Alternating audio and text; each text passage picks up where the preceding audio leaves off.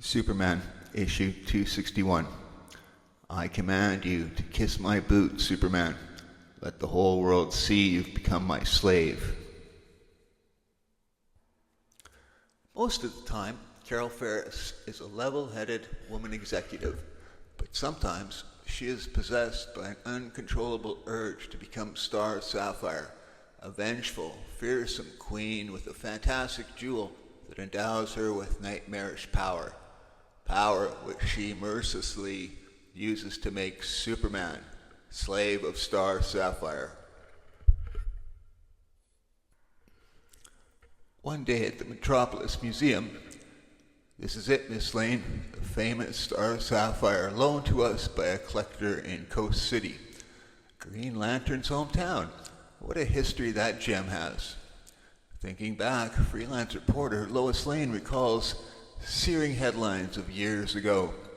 Who can forget the sky-blazing battles between Green Lantern and the mystery girl who named herself after that scintillating stone? Star Sapphire blitzes Green Lantern with cold fire. No one knew her real identity, but it was a common knowledge that Star Sapphire had been proclaimed a queen by an alien race of female warriors, and that she wanted the Lantern for her king. Battle between GL and SS rages on. When the Emerald Warrior refused to marry her, Star Sapphire resorted to combat and repeatedly tried to overpower him. It was as if her love for Green Lantern obsessed her night and day. The Daily Planet appreciates this, Mr. Hobbs. I'll be a big help with my article. It's only a replica, a uniform, of course. Perhaps you should pose in it, Miss Lane. Whoever the Sapphire Girl was, you two sure look alike. And that's where the resemblance ends. I've often wondered what it'd be like to have a secret identity, carry on a double life. But there are things among us who don't have to wonder, for they do conceal double identities. Two such people are now entering Metropolis aboard the airport's helicopter shuttle. One is TV newsman Clark Kent. Clark Kent, whose striped tie and conservative suit conceal the colors of Superman, mightiest hero on Earth. Just my luck. Ottawa town more than 2 minutes and my telescopic vision has spotted big-time trouble on the ground. Tried my best to talk him out of it, but the guy ain't in no mood to listen. Help! He's toting enough nitro to blow a couple of blocks off the map. As X-ray vision peers still further, great Scott! That Max Fenton, a wanted criminal, sporting a vest lined with a dozen explosive vials. The stuff's so touchy even a sneeze might set it off, and Fenton will take hundreds of innocent lives with him. A job for Superman, no question about it. But how to switch identities 1,000 feet up? I see this copter was recently equipped with an advanced passenger safety device. Glad to see this line is so up to date, because I'm dropping out. Those two men shot out of here like a cannon. They'll be killed. No, they're quite safe. One of them must have accidentally hit their chute ejector button, that's all. That's all she says. A fast gust of super breath will help guide us down over that nearby skyscraper. Very shortly, as the twin seats alight on the roof. Since this building's the tallest in the vicinity, nobody around will be on my eye level to see me change clothes. What was that noise? Woke me up. Barely a breath later. Superman, talk about showing up in the nick of time. We've tried every procedure in the book to bring Fenton out in the open, but the nitro keeps us from making a move. There's no way to bring him out of the open. You haven't tried. Take note, readers, of the fatefully ironic sign hanging over the tavern door. Long-time readers will remember the Green Lantern Tavern first appeared in the October '64 Action Comics, Superman's Rainbow Face. And now meet the other shuttle passenger we mentioned who also conceals a double life. Carol Ferris, owner of an aircraft company in Coast City. Good grief, Well, what am I seeing down there? Carol Ferris, who, without warning, becomes the volatile star sapphire, a girl without reason, without fear, only savage instinct. An instinct being triggered at this very moment by the name she reads on that tavern sign. Green Lantern. Green Lantern? Green Lantern? I warn you, Superman, don't come no closer, or you'll see a match of exploding bodies. I've measured the tavern's dimensions and calculated exactly 4,554 cubic feet of airspace inside. At that very moment above, something strange coming over me. I feel as if I'm losing control of my mind. All I can think about is that sign, Green Lantern. And the next breathtaking moment below, nah, it ain't possible. My super breath boosted the exact degree of air pressure required to blow the tavern apart without harming Fenton. Editor's note: similarly, tornadoes drastically cut the air pressure outside a house, causing the pressure inside to build up too quickly and explode. Yeah, it's him, in person, Green Lantern. I see him with Superman.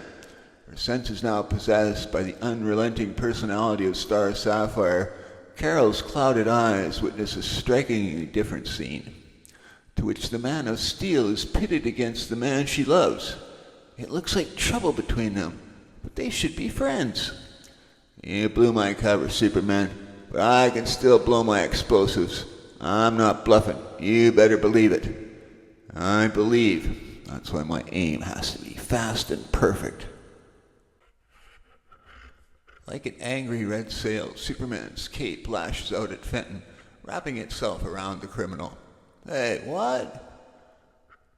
Great stars, Superman is attacking Green Lantern.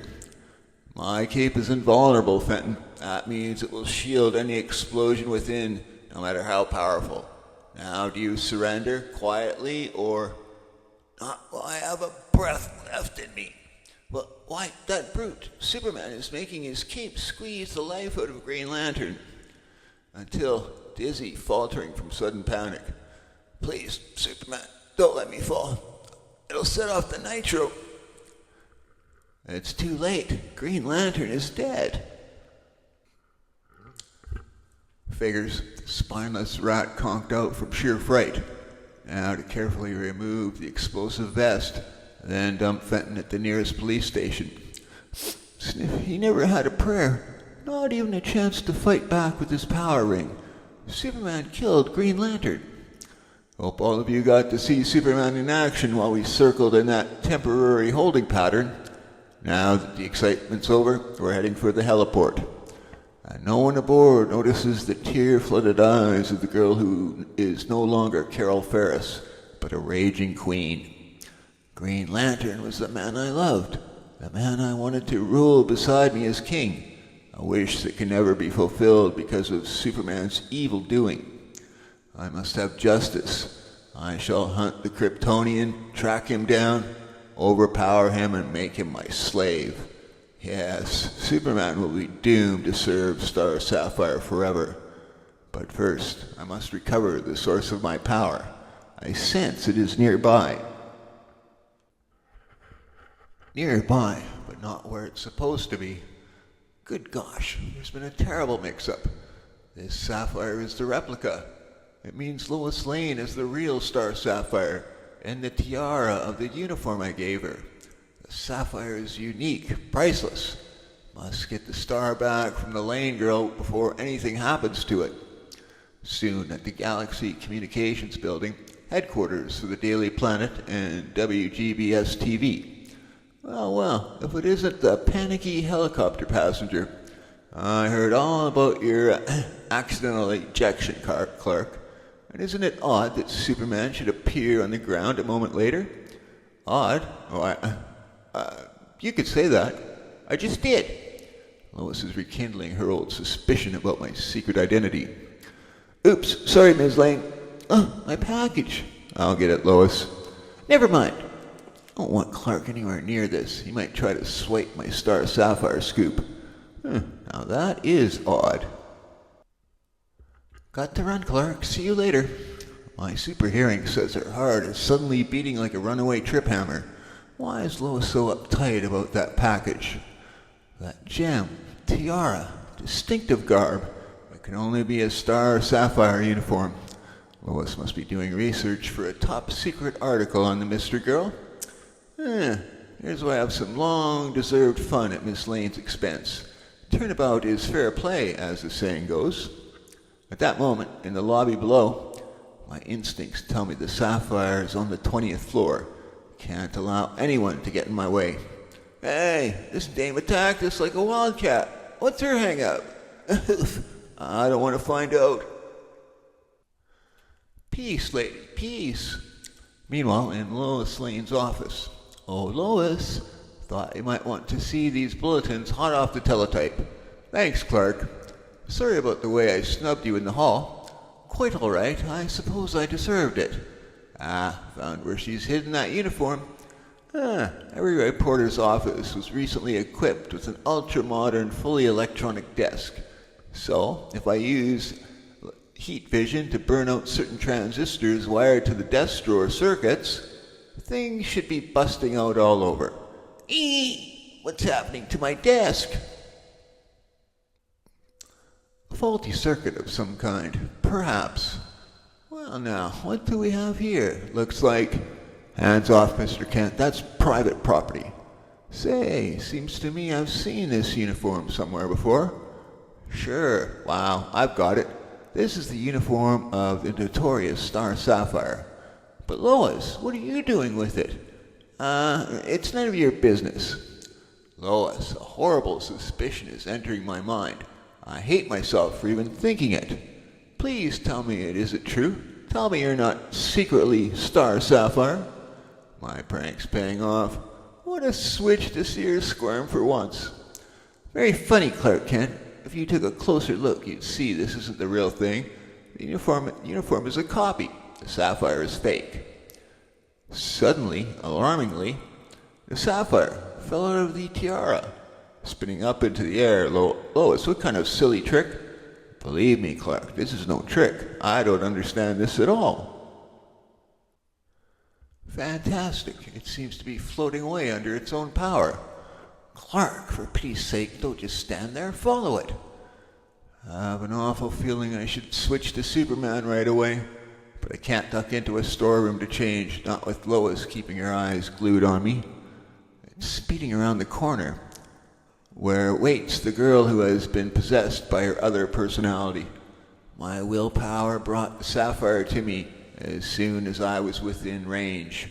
Star Sapphire lives again. Superman, Slave of Star Sapphire, Part 2. Ew, but how? Instinctively, the Astral Queen unleashes her power on the reporter. Not dreaming he is the Superman she has vowed vengeance upon. Annoying meddler. I shall permit nothing to interfere with my hunt for Green Lantern's killer. Ooh, these steel doors would have stopped the hurtling body of a normal man, but not me. As the man of might plunges into the narrow shaft's dark abyss, but to regain control of myself and fly upward before... Thud! Too late to repeat. This elevator would have broken the fall of any normal man, but not me. I broke the cable. Help! The cable snapped. We're falling. We'll all be killed. Unless I miss my guess, the ground floor is only inches away. Mere inches, far too close for anyone's comfort. Massive muscles ripple as the action ace accelerates upward with 2 tons of human lives. Might as well let these riders off at my floor. A moment later, what brought us back up? It's a miracle we're all not dead. Let me out of here. Sir, haven't you ever heard of ladies first? Stop shoving. Wait a minute. I've been too busy to think about what Star Sapphire said. Something about a hunt for Green Lantern's killer. I doubt that Lantern could be dead without his fellow Justice League members knowing about it. So I'll assume Star Sapphire is mistaken. Maybe suffering a delusion, but she's going to be a mighty rough lady to straighten out. even for Superman. Meanwhile, outside the Galaxy building, why should I bother seeking out Superman when all I need to do is make myself a public menace, and Superman will come racing to me? Meanwhile, Miss Lane, you all right? What's happened here? I was knocked senseless by Star Sapphire, the real one. The Sapphire, where is it? You must return the stone to me. Don't you understand? She has the Sapphire. It's the source of her power. Wanted destruction all around me. When Sapphire decides to be bad, she's very, very bad. Your hour of judgment has come, super murderer. Green Lantern's brutal death will now be avenged. Still ranting about Lantern being dead. Apparently she thinks I'm his killer. Usually I don't take so much flack without returning my share, but usually I'm not fighting a female foe. And the rules of the game I play, I don't allow for striking a woman. Huh? Gone again. Only glanced away from her for a moment. You are now my slave, Superman. Ah! She was above me. Caught by surprise, the Man of Steel feels the glowing weight dangling in front of his chest. The Star Sapphire gem around your neck, but still under my power. And just as my mind controls the Sapphire, I now command the Sapphire to dominate your mind. As a demonstration, I forbid you to remove it, no matter how much super strength you exert. Won't budge. Moreover, I forbid you to open your mouth and plead for help or mercy. Mouth won't open, can't even move my lips. But that doesn't have to stop me from talking. Utilizing his amazing power of super ventriloquism, the Action Ace throws his voice at a certain reporter in the Galaxy building. Lois, before you write your Star Sapphire story, take a look out the window. Huh? Where's that voice coming from? Oh no, Superman kowtowing to that witch. I command you to kiss my boots, and you must obey.